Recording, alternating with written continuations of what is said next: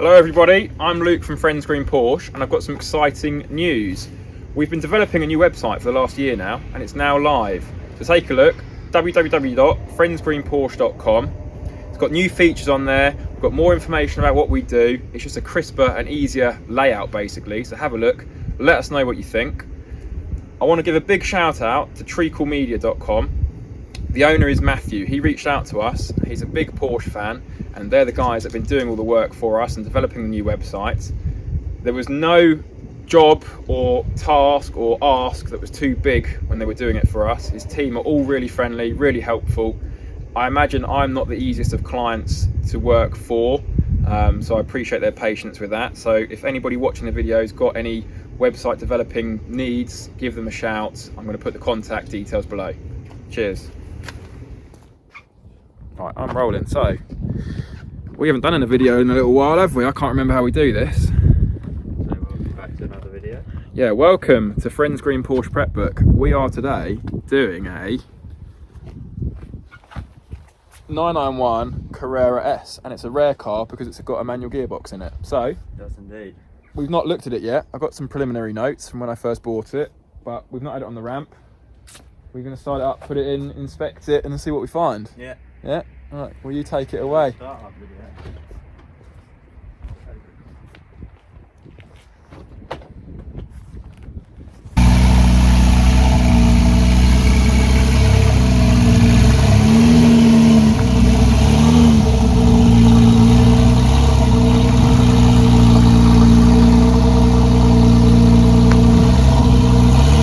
I'm not sure he's going to get through this gap.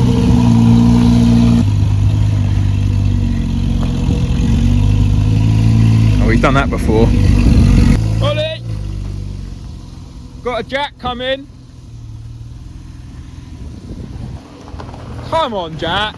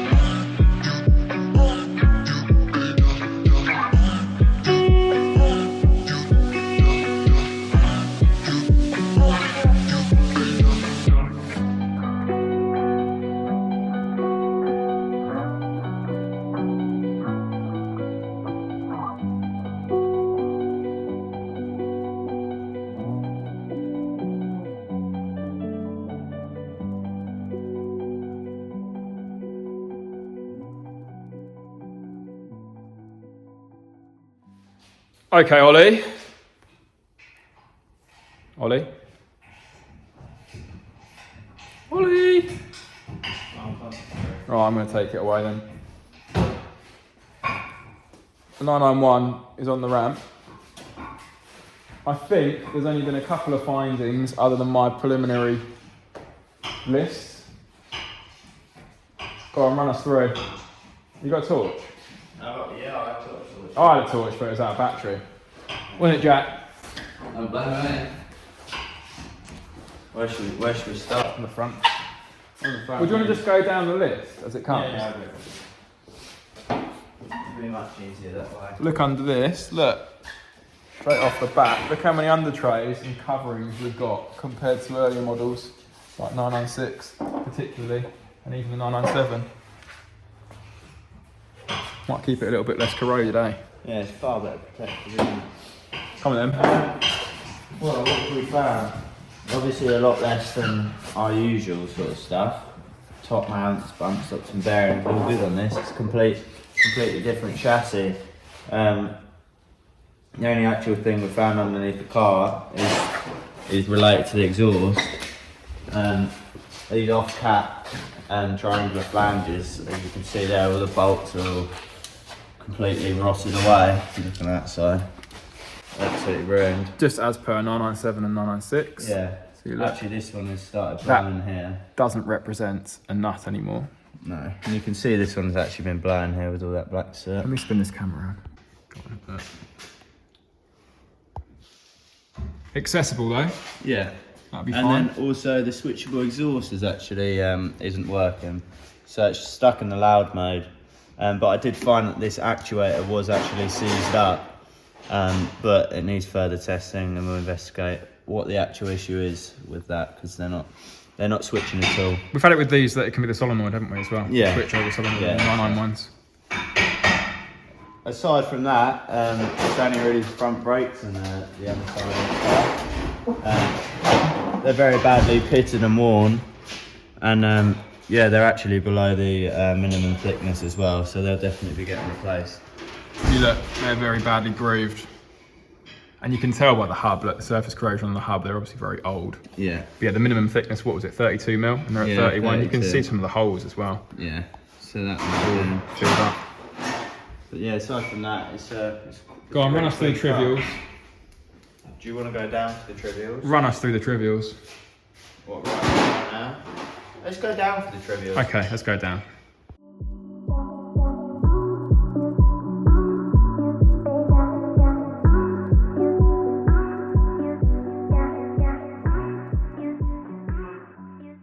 Right, go on, Ollie, show us what you're... So first of all, the windscreen washes aren't working. Well, they're working a little bit, but they've not got enough pressure in the system, which means they're leaking somewhere. So I'll show you. They're basically just not coming out now. If you go, oh, yes. you can see there, if you have a quick look down there, the pipe there is actually split. Seems to be quite bad design, because it seems to just, I don't know why they changed the design, but they've decided to use this not very, well, it's just weaker plastic and it just seems to crack. So it's just basically pouring out of there. So that pipe, that whole pipe will need to be replaced. That pipe runs along the front, doesn't it? It's both jets. Yeah, it runs, yeah, basically runs from both jets. From the bottle, okay. Then down. We've got weak bonnet struts. So at the back of the car, there's an awful racket coming from the engine bay fan. Yeah, And you found it to actually be broken, haven't you? Which side is it? Yeah, it's this oh, there we side. go. Okay. It's just missing a fin. One of the there. fins broken. So a replacement fan on that. Obviously, you don't have any access to the engine. Without removing the On these bumper. 991s, for any sort of service work you have to do, spark plugs, etc., air filter, etc., you have to take the rear bumper off. It's pretty straightforward to get them off. We haven't got aircon that's working. The condensers are okay. You've had the UV light over them, haven't you? And you can't see. I couldn't see any, So we're going to have to take some under trays off and check the pipe work, etc. I mean, it could be a case, the rare case, that the aircon system is just empty, couldn't it? But before gassing it up, we'll have to check the pipe work. Yeah, we'll have to test it. What else? You forgot low tone horn? Is it low tone horn? Give the horn a little teat. Yeah, low tone horn. Okay, it's the next day. The 991 Carrera S is on the ramp, and Ollie is looking into the two faults that weren't kind of clear cut. So he's diagnosing them as we speak. The first fault, the air conditioning. So as we said before in the previous clip, cheers for that, Ollie. There's no obvious signs of leaks from the air conditioning condensers. So you get a wet patch where the dye is coming out. And we've also put the UV light on there, which would show as a fluorescent colour if there was any dye coming out of the condensers. We've had the under trays off underneath as well. Inspected all the pipe work for any obvious leaks. There aren't any. The next thing was the air conditioning machine was hooked up, and we did a leak test and we did a vacuum test. Now, the air conditioning machine will only show any leaks that are kind of not big, but it won't show very small leaks. So you could put that on and it say there aren't any leaks, and then in 3 days time, the system will be empty again after you've gassed it. So what you'd have to do in that case, if it did leak out over the weekend, was put a nitrogen test, leak tester on there, which we've done many times. And that would show you the nitrogen coming out wherever you put a spray on there, and it'd show any pinholes be bubbling up. Anyway, we're not at that point yet. You've gassed the system, haven't you, Ollie? We're gonna leave it over the weekend, see if it's still got air conditioning gas in it on Monday. Today is Friday. If it has still got air conditioning in it, we're happy it hasn't got a leak. So that'll be that well, not even sorted, just didn't have a leak, it was just empty. We're now onto the exhaust faults. So you freed up the actuators.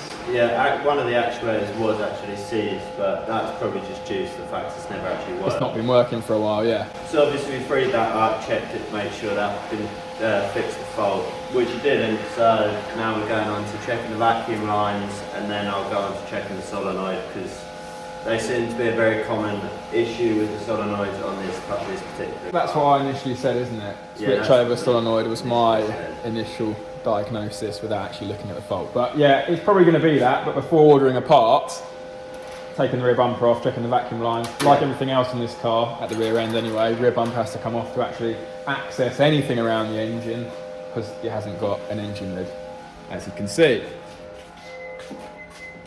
We don't like that at all, do we, Ollie? No.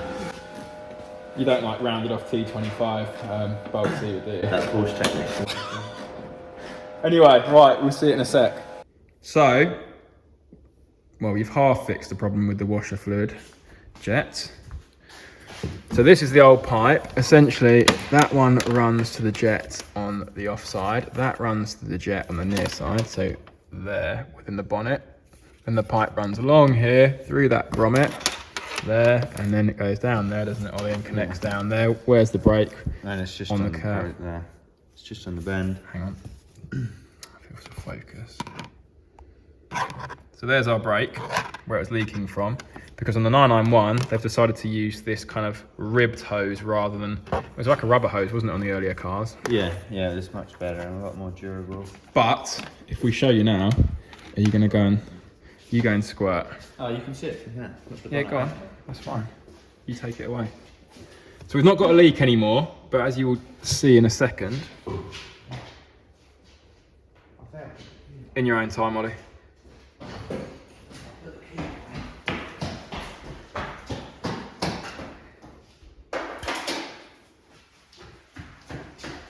See the one Go on. the left. The near side is very weak. Anyway, Ollie took both jets out and blew down. Are you going to do that again for us on camera or not? Are you going to take the jet out and blow through it so we can see how blocked it is? No, I'm not. You don't want to do that on camera, no? No. Anyway, one's really blocked. You can't blow through it very easily. So we've just ordered a jet and that'll be that fixed.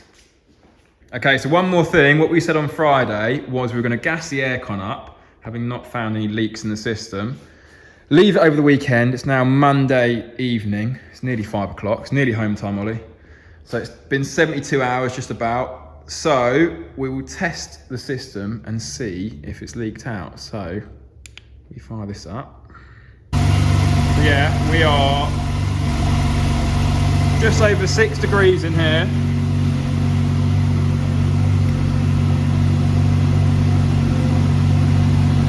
Oh, that's getting ice cold.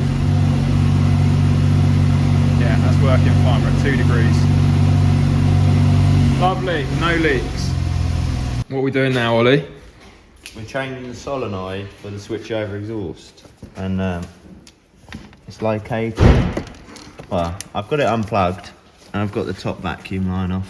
It's a good job. Just to show you where it is, it sits just down there. And how many have we got here? You said. I think there's about 8 on this engine. Not all relating to. No, they're all for different things. But apparently there's a recall on these actual solenoids for them to be upgraded to a superseded one. So we're hoping that's our fault, aren't we?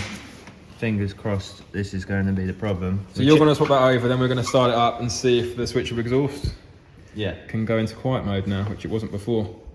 What else are we going to do while this is off? You're going to do the fan as well, aren't we? We've got the fan from Porsche too. You have to take the fan off to get all of this off and get to this solenoid anyway, so we'll be replacing that.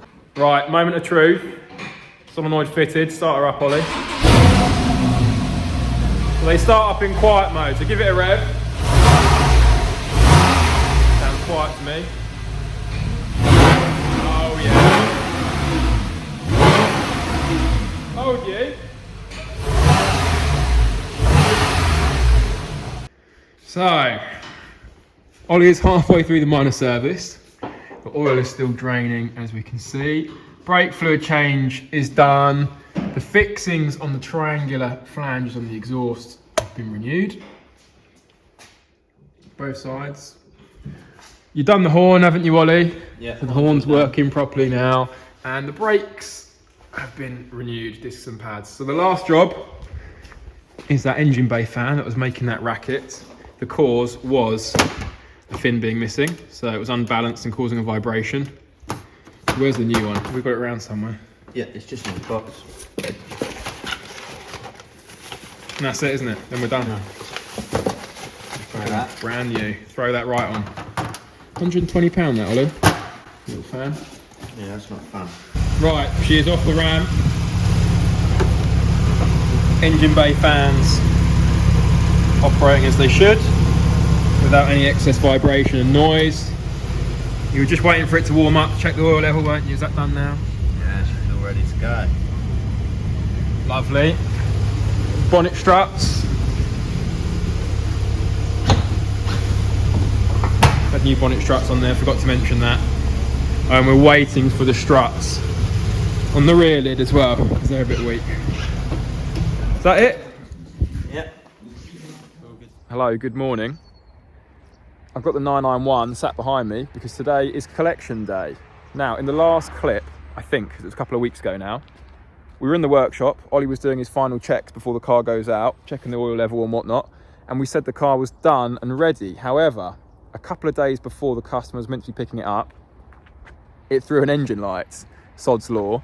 Although I'd rather an engine light came up here before going out than when the customers picked it up and causing them inconvenience and the car having to come back and all that sort of stuff. So anyway, I digress. We plugged it in to the PWIS system and it was coming up. Well, I'll tell you what the fault code was actually.